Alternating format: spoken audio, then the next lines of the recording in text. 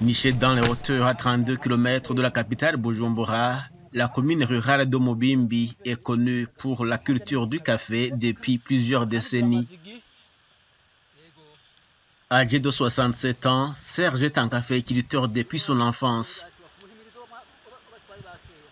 Après la récolte de cette année, son sexagénaire entretient ses caféiers en attendant de bénéficier des fruits de l'exportation directe du café burundais vers la Chine, longtemps attendu.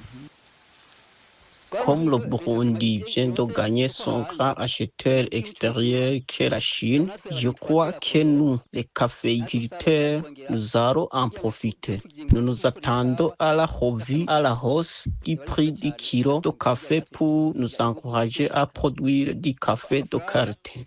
Le café s'achetait à 1380 francs le kilo. Mais vu les efforts fournis, il faudrait qu'on nous donne au moins 3000 francs par kilo. La caféiculture est la principale source de revenus pour les producteurs de la région. Ils ont hâte d'augmenter la production de café en qualité et en quantité pour profiter pleinement du nouveau marché chinois. Le marché chinois est susceptible de redynamiser le secteur selon Serge, qui se réjouit de la production historique de cette année, 2 mois après la campagne de récolte annuelle du café.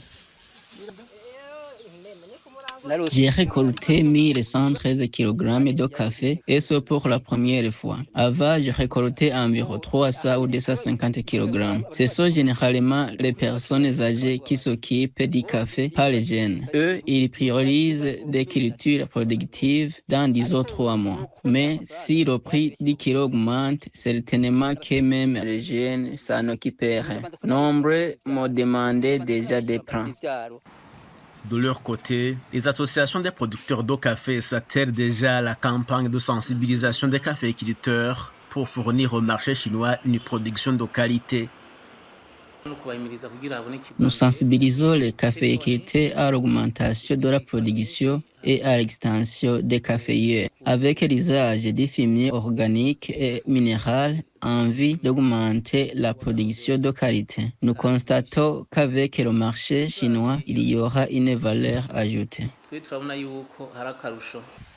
Les producteurs de café burundais les moins payés de la région devraient profiter du nouvel accord d'exportation du café burundais vers la Chine. Un marché dont la valeur ajoutée est prévisible pour les caféiculteurs avant de renflouer les caisses de l'État. Le Burundi est en quête d'élargissement de son assiette d'exportation vers la Chine pour renforcer le partenariat commercial et bilatéral. La Chine se classe parmi les 3 premiers partenaires commerciaux du Burundi ces 10 dernières années.